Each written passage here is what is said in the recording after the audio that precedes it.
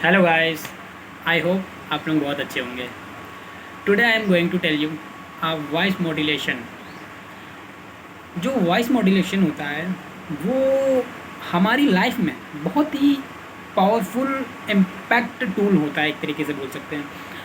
क्योंकि हम voice modulation के साथ हम अपना कोई भी काम हो कोई भी काम हो, या हम किसी बैंक में जाते हैं या किसी ऑफिसर से मिलते हैं या पुलिस स्टेशन जाते हैं, कहीं भी वॉट एवर एनीथिंग, तो हम अपना काम करा सकते हैं। ये एक हमारा वॉइस मॉड्यूलेशन होता है जो बहुत ही पावरफुल होता है।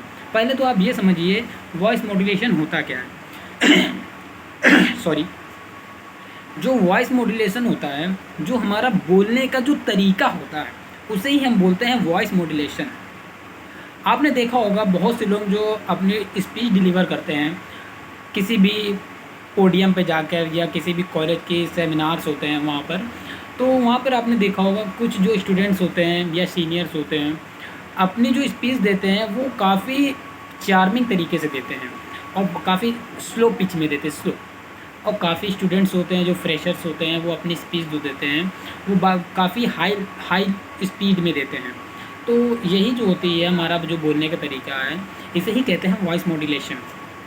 जो वॉइस मॉड्यूलेशन होता है, इसके ही सहारे हम काफ़ी काम अपने करा सकते हैं, किसी भी के बच्चों से या किसी भी अपने पेरेंट्स से भी बोल सकते हैं। और वॉइस मॉड्यूलेशन मुझे लगता है कि बहुत ही ज़रूरी है लाइफ में। आपको मैं एक एग्ज़ाम्पल देता हूँ कि जैसे मैं बोलता हूँ सॉरी, तो जैसे मैं आपको एग्ज़ाम्पल देता हूँ। सॉरी, देखिए आपने ये जो मेरा वॉइस था इतना क्लियर था और स्वीट आवाज़, स्वीट वॉइस में था। और जैसे देखिए सॉरी, तो ये देखिए किस तरीके का वॉइस है, मतलब हाई पिच है और मैं ऐसा लग रहा हूँ किसी से सॉरी नहीं बोल रहा हूँ, मैं उसे डांट रहा हूँ। तो यही होती है वॉइस मॉड्यूलेशन।